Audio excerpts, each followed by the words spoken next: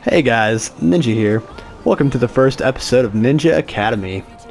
So this is a new series designed to go and give newer players a greater understanding of some of the topics within Rocket League, and maybe even some more intermediate, advanced players some help as well. We're going to start off today just by going over some just terms that we use in the game. I'm not going to go over everything, but I'm going to go over the things that I feel are most crucial for a new player to go and understand. We'll touch on a lot of the other topics that I don't go over today in some future videos. A lot of these are going to have their own videos. Some of the topics I talk about today may also have their own videos that go a little bit more in depth than what I'm going to go and do today. We're going to start off today just by talking about hitboxes. So think of a hitbox as an invisible box around your car, and that invisible box is used to understand how your car collides with the ball. So in Rocket League there are a total of 5 different hitboxes that each car uses. So there are the Octane hitboxes, Dominus hitboxes, Plank, Breakout, and Hybrid. The Batmobile also technically has its own hitbox, but it is identical to the Plank. The only thing that might be different is the actual turn radius of it, but we'll go over a lot of this other information with the turn radius later on. For now, what we're going to do is check out some of the different cars, kind of give an idea of what makes each car hitbox type unique. So personally, I use the Octane. It's my favorite. I've jumped around. I've used a lot of the different cars in this game. What separates the Octane from the other cars is going to be its car height. So the Octane is the tallest car in the game. After that, you've got the Breakout. So we're going to go over the extremes first. So like I said, Octane's tallest. The Breakout is going to be your longest car in the game. Notice it's a lot lower than the Octane does. And then you've got the Plank type cars like the Mantis. They're going to be the widest cars in the game. So to give you a better idea of everything, first off, we've got the Plank type cars that I'm on, of course. Mantis. We already talked about the Breakout type. This is the Dominus type hitbox. So compared to the other cars, the Dominus hitbox is a little bit longer than the Octane. A lot of bit longer than the Octane. But it sits just short of the Plank hitboxes. And as far as its width, just under the Octane. The main difference, of course, is going to be the height difference. On the subject of the Dominus, you see a lot of newer players go for the Dominus. The thing that's really great about it is if you look at the Dominus, it's almost a straight rectangle. It's got a very, very defined hitbox. So starting out, it gives you a really good idea of what part of your car is making contact with the ball. Depending on what part of your car makes contact with the ball determines how much power you get off of it, where the ball is going to go. A lot of little information like that. But again, we'll go over that in a later video. The next car type you're going to see are the hybrid car types. So a hybrid car is something like the Indo here. So if we go and look at it, right away we can tell it's a little bit taller than the Breakout, Plank, and Dominus cars. In fact, the hybrid type cars sit pretty close in height to the Octane. Not quite as tall, but hybrid type cars are kind of a best of both worlds. So they don't really fail at any one area, but they don't really excel at any one area either. So they're not quite as high up as the Octane is. They're not quite as wide as, say, even the Dominus, but they are a little bit wider than the Breakout, of course. And They're not quite as long as some of the other cars, but again, they are decently long. So that's about all we have for hitboxes. The one car that doesn't fit into any of these different hitbox types are going to be the Batmobile. The Batmobile was the base for the plank type hitbox cars, and after player feedback was reverted to being its own car. So what we're going to do now is go into just free play, and we're going to talk about some other terminology you're going to see within the game. So the two things we're going to start out with are going to be the lip of the goal, the crossbar, and the post. So just like any normal old soccer, you got a goal. As a lot of you probably already know, the main idea of Rocket League, your main goal is to go and put the ball in the hole and then smile, be happy. It's not always that easy. I like to believe it is. So right off the bat, each side of the goal has its own goalpost. Getting really similar to just normal soccer. The very top bar, that's called the crossbar. You'll hear these kind of mentioned when people go and make mistakes. They'll mention they accidentally hit the crossbar, accidentally hit the post, whatever.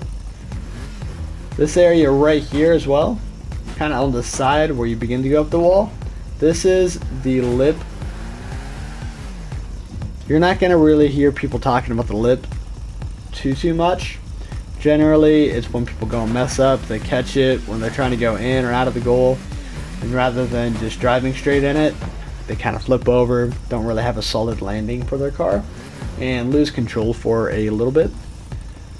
The next thing we're going to talk about is flying. So this is where Rocket League really gets set apart from just normal soccer. To my knowledge, you can't fly in soccer yet. I've been reading the patch notes for years, trying to go and find out when they're going to add flying to soccer, but so far I've heard nothing. In Rocket League, however, it's been in the game from the start. It's part of the reasons I like this game.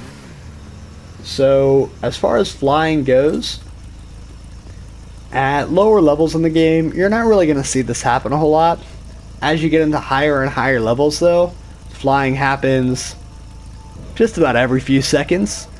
It's one of the most crucial parts of the game that you can learn. So flying basically just means jumping and just boosting upwards into the air. As you get better, you'll be able to control where your ball goes and where your car goes in the air. But for now, that's all you really need to go and know. We'll go over this a little bit more in future videos, of course. Next we've got the air roll. So starting out in Rocket League, you're going to see this happen quite a bit. You go and you flip up, or maybe you're driving in, you catch this, and suddenly you're on your back. Maybe you get hit, or you jump up, and you're on your back. Or jump up, you fall right down there on your side. Air roll basically means turning your car around mid-air, both to get a greater hit in the ball, which happens at higher levels, and at lower levels, generally just to go and get yourself back on your feet before you land. That way you've got a faster recovery. So depending on your controller scheme, air roll can be whatever, but the default, if you're using a PS4 button, is going to be square. If you go and hold square, you can go and turn your car around, orient it, and that way you can go and just better land. Depending on how you change your controls, air roll might be different, but that's all air roll really is. The next thing we're going to go and talk about is going to be dribbling. So again, this is car soccer pretty much. Just like normal soccer, dribbling just means maintaining possession of the ball and control of it. What's different about Rocket League is dribbling usually means having the ball either on your head, on the side of your car, basically putting you in a spot where you can control where the ball goes at all times. There are a few different types of dribbles, but we'll go over those again later. Next up, we're going to talk about power shots. So a power shot basically means shooting the ball with power. Generally, the way to go and do it is using the momentum from the ball bouncing up into the air and then flipping into it. So it's going to look a lot like this. some momentum, and I flip into the ball to get more air on it and more power on it. Now those won't really great power shots, but again, we'll have some better examples in a future video. Next up, we've got what's called a 50-50. So to go and explain this, we're going to go into a replay of mine. But a 50-50 is a collision with two players in the ball, and there's a 50-50 chance that the ball will go on one side or the other. One 50-50 you're going to see in just about every single game is your kickoff. You got two people going for the ball, hopefully just two, and you're both going to collide with the ball. I'll kind of explain how to win these a little bit later, but for now we will just pop up a replay and kind of go over it. So we'll go into just a ones replay that I have, and you'll be able to go and get a good idea of what a 50-50 looks like. So we will go to my car, go to player view. So right here, this is what a 50-50 is going to go and be. So if we go and look for a second, the ball is right here in the middle. I collided with it along with this guy as well, and the ball shoots out to the side. So depending on how well your 50-50 goes, the ball can end up on your side, it can end up on their side, it can stall, not move at all, can shoot out to the sides. Anything can really happen with the 50-50. The next thing we are going to talk about are going to be crossing the ball. So again, to explain this, we are going to go ahead right back in free play again.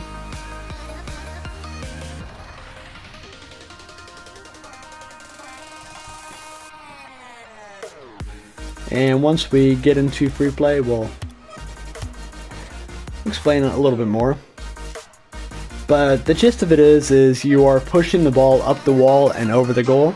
That way someone can just put the ball into the goal.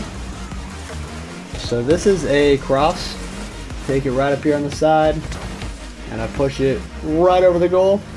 That way hopefully the person that's right over here can shoot the ball right in. It's a type of pass use. Very last thing we're going to talk about is what's called a pinch. So pinches are pretty self-explanatory. The gist of it is I'm pinching the ball either with another player or against the wall to shoot the ball out. So you're going to see pinches happen pretty frequently, whether by accident or purpose. If used on purpose, it's an excellent way of clearing the ball into a middle position, and sometimes on accident it results in a ball going really fast. But that is all we've got for today. So these have been some of the different terms you're going to go and see in Rocket League. Again, we're going to go and cover a lot more in some other videos, but I hope this video helped you out. If you enjoyed it, just subscribe, leave a like, comment, and this is Ninja. I'm signing off.